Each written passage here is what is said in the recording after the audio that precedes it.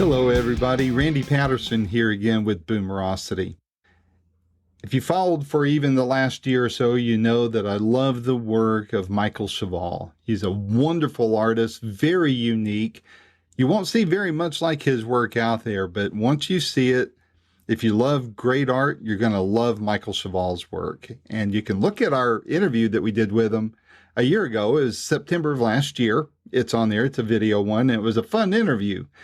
And if you watch that, you'll do like I did just before then, and that is follow his work. And you can follow him on Facebook, the other social media platforms, and he has a website. And he does exhibitions all over the country, especially in Florida. But I am such a huge fan of his work, and he has such a wonderful, loving, giving, gentle spirit, and I think that's what reels everybody in. And not only that, he loves rock and roll and has ever since he was growing up in the Soviet Union and was there when it fell. And he's just a wonderful guy. He brings such a freshness to this world just to listen to him talk about his love of art, about his love of family, and love of rock and roll. So he has a new book out called Contemplation that he collaborated with and or on. And it's a wonderful book. I picked up my copy. And if you like great art and you love somebody who is really into rock and roll, then you're going to want this book. You can get it on Amazon. I'll have a link on this page to where you can order it. But check that out and check out the work of Michael Cheval. You'll be hooked just like I was. So without any further ado, here is my second interview with Michael Cheval that I'm very proud of. Until next time, this is Randy Patterson with Boomerocity. Take care.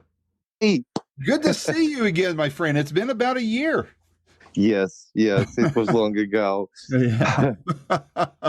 Well, how has business been for you since we last spoke? Very good. It was a crazy year and a lot of travels, a lot of shows, a lot of great meetings with people. It was amazing. Good. The year was really amazing. I'm glad to hear that. You deserve it. It's you do amazing work, and I love to see and hear about your success. It's fun to watch it happen. So thank you so much. I was excited to see this book come out. Tell me about it. What's the story behind it? What brought it about? How long did it take to put it together? That kind of thing. It was like maybe 3 months that we worked on this book with my very dear friend Stan Apsolov. He previously wrote text for the and designed actually my previous 2 books, the Magic and Dreams.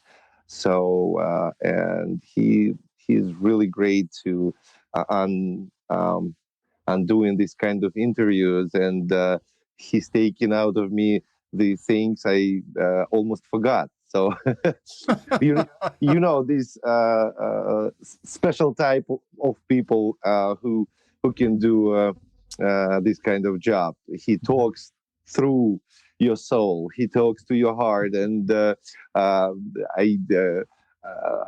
was even amazed how the many years ago events I almost forgot, and he brought it to the light.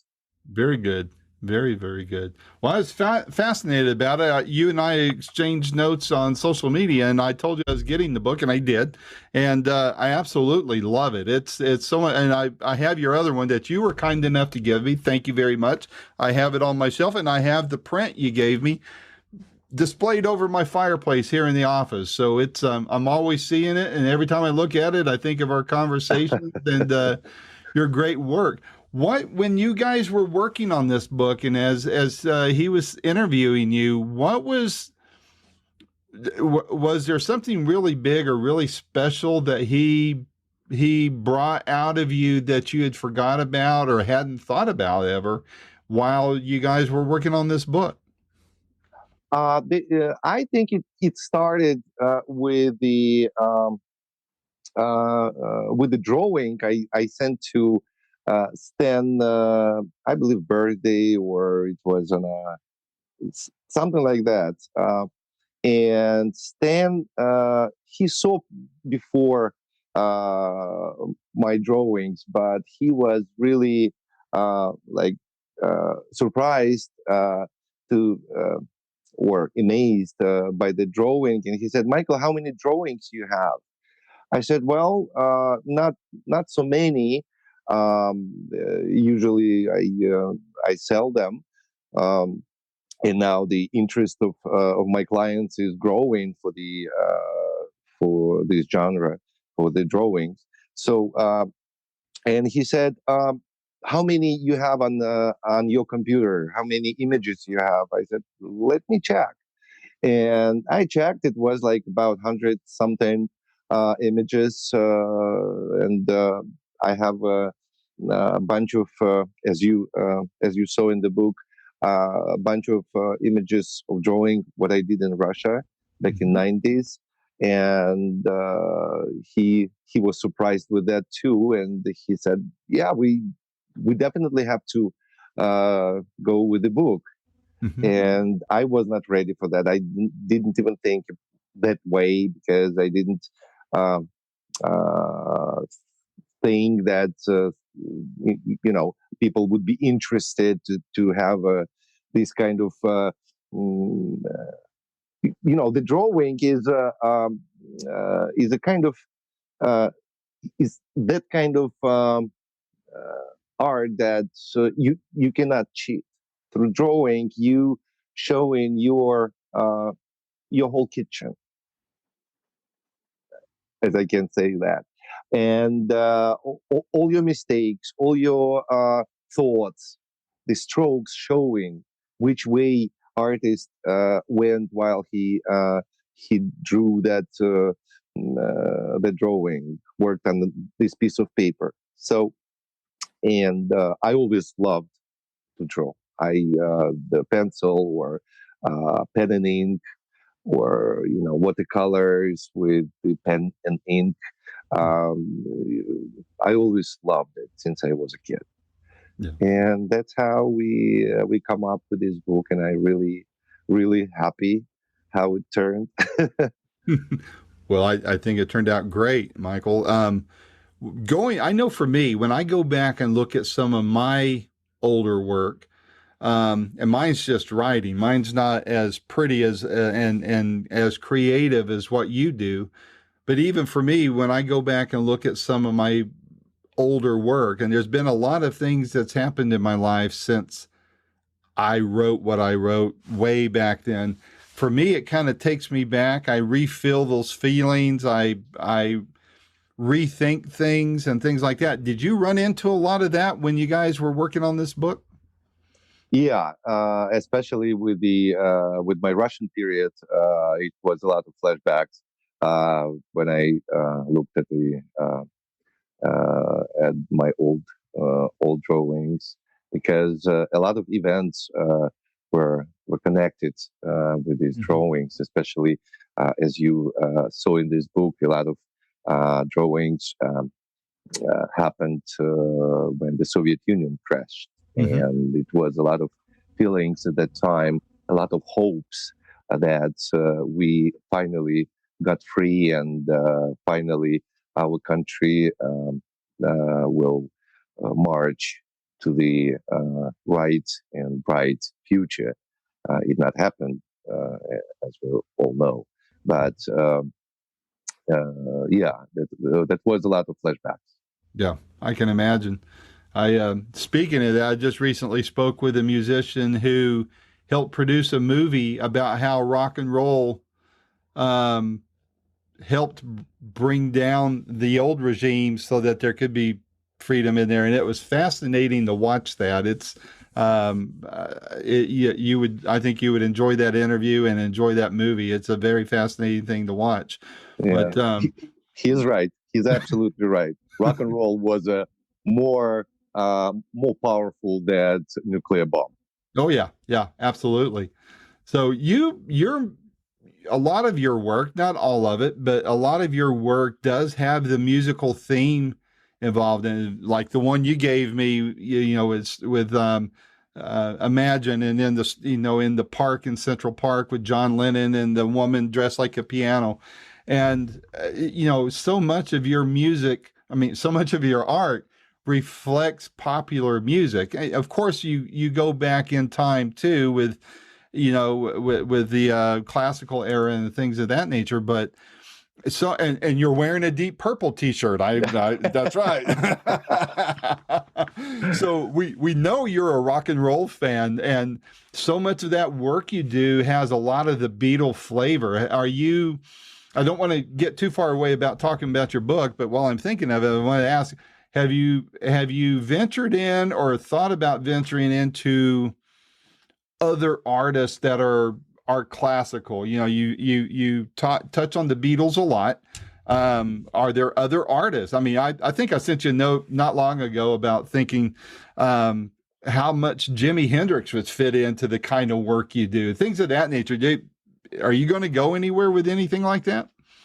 Yeah, I love music. I all of my life since I was a kid, on the rock and roll side, always been, and I played music when I was a teenager and young man. I spent like 5 years playing in band, um, hard rock and rock and roll.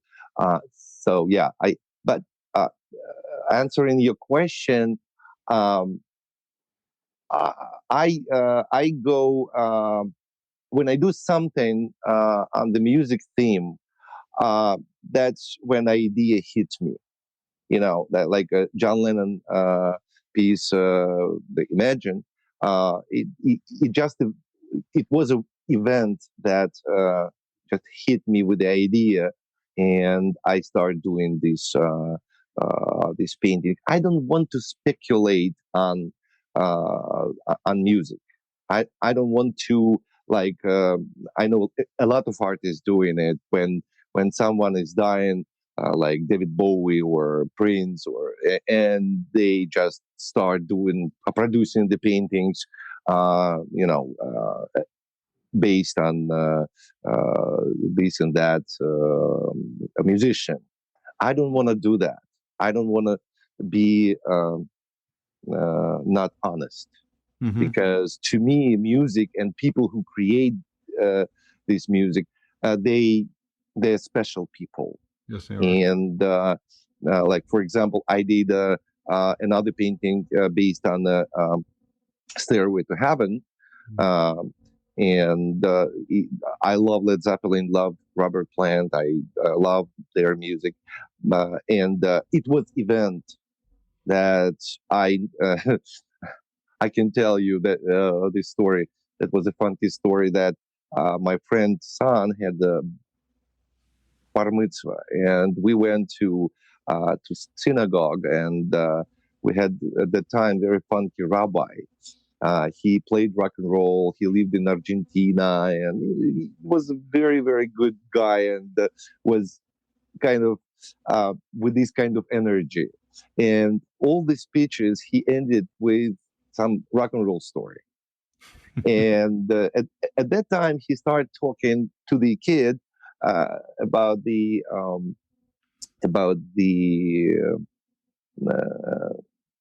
stairway of Jacob Jacob's story. Ladder. Yeah, yeah. Yeah, and he said then that this is exactly what happened to in the Led Zeppelin song "Stairway to Heaven." And I sitting there and said, like, wait a minute, I believe it's not. It's not. It's not biblical story in Led Zeppelin song. And I realized that all of my life I didn't know what this song about. I just listened it. Yeah, yeah. Same the, here. the music was too powerful that I just didn't pay attention on the words, and I came home and I printed out the lyrics. So, and reading that, it just tons of images start going, and I I've been so like high reading that and remembering the music. I said, "Oh my God, I have to do something with that." So these kind of events bringing me to paint my artworks on this music theme. Hmm. But again, I love music. I love rock and roll. Hard rock.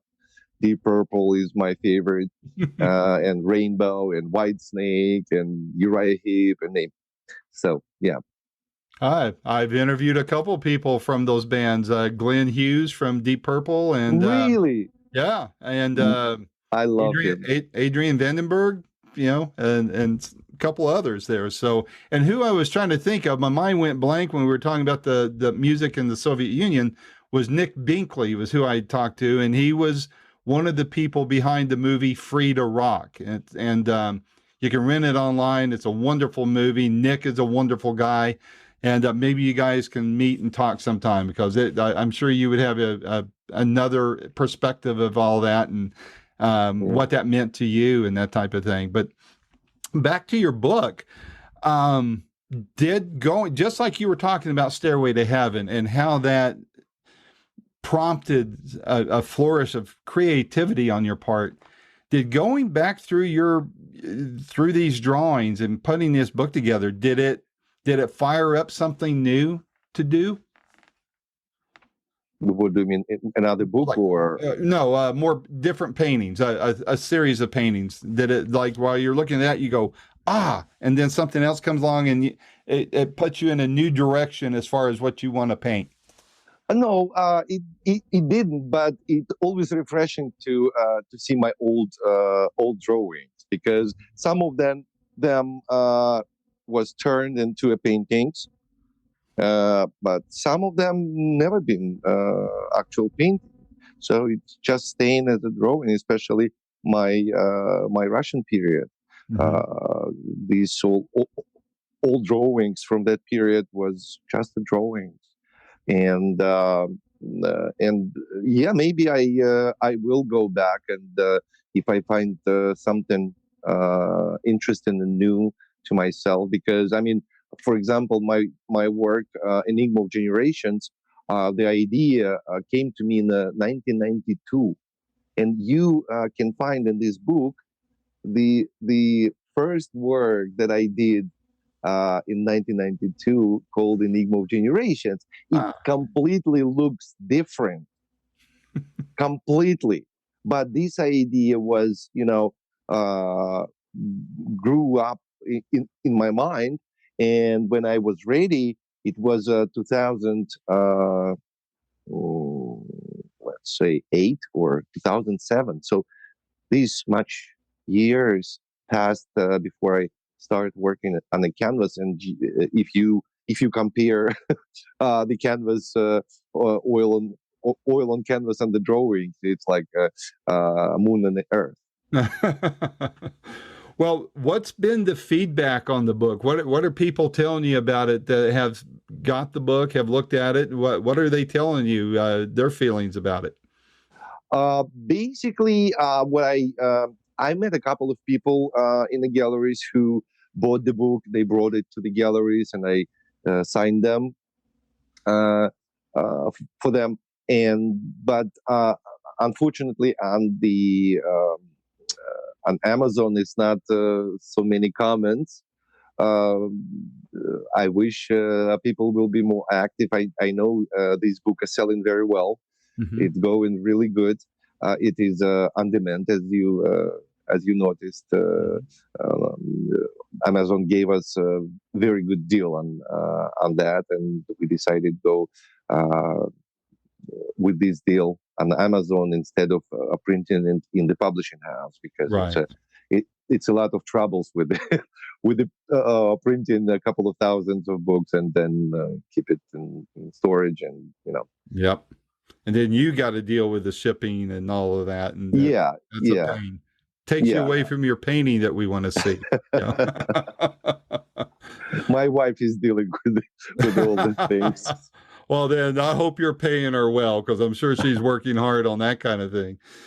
Did I'm curious, did, with this book coming out, and you have very loyal, very excited followers and fans of your work, has has that generated any unique or special demand for your work, like maybe people wanting to buy those original prints that you have in the book, or are you going to put out a limited edition of the prints, kind of like you do with your other work? Are you going to offer anything to where people might say, "Hey, I'd like to buy that book on, or buy a authorized print of that one on page 42 or whatever"?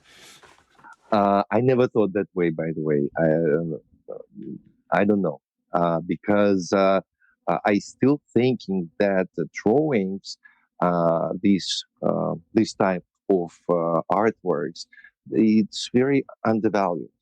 Mm-hmm. And what I see, like in the people's homes and in the galleries, it's not so many drawings artists exhibit and for sale, even original drawings. I know among of my clients, they really interested in. They interested in original drawing, Mm-hmm. like pencil Right. on the paper, charcoal, chalk, pastels, and stuff. So it, that's about originals. About prints, I'm not sure. I mean, I will check with people. I will watch what's going on with the book and listen what people suggest. But I don't think it will go that way. Well, maybe if it's a thing where you sign it, maybe that would create some demand too. That would, Yeah, there's always that possibility. yeah. But so I know you're always busy. I follow you on Facebook all the time and on Instagram and all that, and I know you're busy with exhibits. You're going all over the place, especially Florida. You do a lot in Florida. Yeah. What is on your agenda for the next few months, for the next year or so? Is there another book coming? Yes, that's for sure. Another book is will come. We spoke with I spoke with Stan Absolov about that, and he agreed to start working probably on January or February when I prepared the collection of works, because we are ready for that. The last book, Dreams, have been published in 2016. So Mhm. it's like 6 years ago. So and during the time, I created a lot of works that could be shown in the book, and I found a little. Uh, I got a slight turn in my work. So the my artworks from 15, 16, they look a little different what I'm doing now. Mhm. Not all of them, but most of them. So and people who follow in my art, they will be surprised with my new turns and my new inventions in my style. No, I can't wait to see them. That's fascinating. What would you like to do art wise that you haven't done yet? If between, say, in the next 10, 15 years, you think, Michael, I'd really like to do such and such. What would that be? Uh, I will do more sculptures. As you know, I do sculptures. I have four sculptures now, and fifth almost ready. It will be uh, probably again in January, February. Will be ready. And what else? I don't know. I I hope I will not have so many as many exhibitions as I have now, because it's too much. And what I would love to have more, spending more time in studio, experimenting more, working on a bigger canvases. Hmm. As you can see I see that. behind me, it's a big one, and I really enjoy big Who's on the sizes. Who's on the guitar on that one? I was trying to figure that out when you were walking around. Oh, is that Stevie Ray Vaughan? Yep. Ah, Ah, Ah. I've been two things about that. I went to his funeral. I lived in Dallas at the time, Oh, and I had my little girl with me. And as we were walking up, Stevie Wonder, Jackson Brown, and Bonnie Raitt were singing "Amazing Grace" by the graveside. wow. And since then, after that, sometime after that, I started Boomerocity, and over the years, I've interviewed Stevie's brother Jimmy, I think 3 times, and wonderful guy. He sent me his latest box set, and I was like, so I didn't even want to open it because it came directly from him. I was like, man, that mean he didn't sign it or anything, but it's like I know that came from him, so that means a lot to me. But wonderful guys, and boy, Stevie. Was a tremendous talent there, and that's really fascinating. I can't wait to see how that all finishes out, man. That's amazing. Yeah, yeah. This work will be called Freedom. Ah, ah. You see the angel and the Oh yeah, horses. yeah. Yeah. Yeah, You, so, I tell you what, when that's all ready, let's shoot each other a note, and I'll shoot a note to Jimmy's people. He doesn't do email very well, but I can get hold of his people, and it'd be kind of interesting to see what he says about that. I think that would be a yeah. fascinating thing to hear. Actually, this work not about completely him, Right. but it's about what the music doing to people. Mm-hmm. And I think Stevie is one of the best examples what how music reflects on your freedom, on your personal freedom, and how it spread out of you. Because when you listen this kind of music, it's mesmerizing. It is. It really is. I'm glad to see you do that. I can't wait to see how that all finishes out. I'm going to keep an eye on that there. So yeah, and I don't know if I told you I work with the different musicians in Europe and here in United States doing the album covers. Yeah, So, yeah. so yeah, I hope I will continue doing that because it's really, I mean, I I like to do that. I love to talk to them. I like to listen to music that nobody listened yet. It was with the Uriah Heep and especially Phil Lanzon, the keyboard player. Mm-hmm. By the way, you should do interview with him. He's an unbelievably sophisticated person. Now, which name was that again? Phil Lanzon. Landon? Lanzon, Zon. Oh, Yeah, he plays a keyboard in Uriah Heep since. oh, okay. I got you. Yeah, I know who you're talking about. I will look him up and see if I'm going to tell him you told me. Yes, please. He's an amazing guy and very sophisticated. He's writing books. He's writing lyrics. He's artist also. Ah, He's amazing artist. His art abstract art, but with a great taste, with a nice character inside. yeah, yeah. Well, the imagery that band creates with their music, I mean, I can see why you guys are like that. Someone else, I don't know I'm sure you've heard of him, but I interviewed him recently, is Steve Vai on the guitar. Oh yeah, I know him. Yeah, I could see your music and I mean his music and your artwork doing the same kind of thing. I mean, he's just so incredibly intricate, and I don't think I look at him and I think you don't have enough fingers to make that much sound, you know? Oh yeah, well, he's in technical society. He's a genius. Absolutely amazing, and the composer he also great. That's I right. mean, knowing these guys and meeting them from time to time, it's not like you meeting gods that as they seemed to me when I was a kid. But you see the person with with the 2 legs, 2 hands, with the head, and like wow, to me it's still magic. Yeah, yeah. Now you don't live in Florida, do you? You live up in near New York? New Jersey. New Yeah, Jersey. That's what I thought. I thought you were up in that way. Okay. yeah, we're just 20 minutes from Manhattan.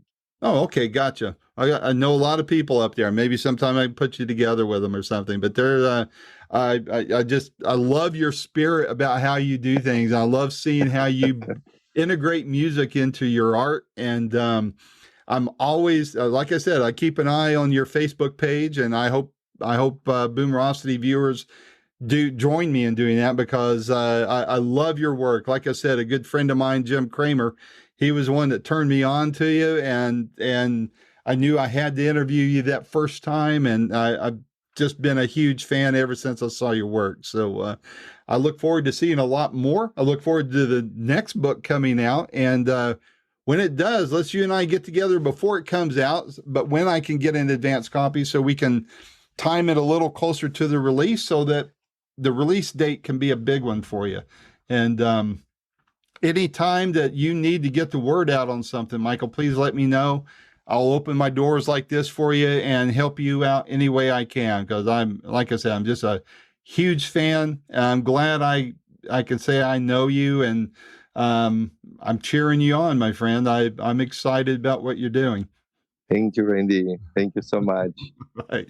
Well, listen, let's stay in touch. I'll let you know when this interview posts, and please don't be afraid to reach out if you think I can help you in any way. Okay? Sure. Absolutely. Thank you so much. It was great talking to you. Likewise. Take care and be safe. Okay? You too. Take care. Bye-bye.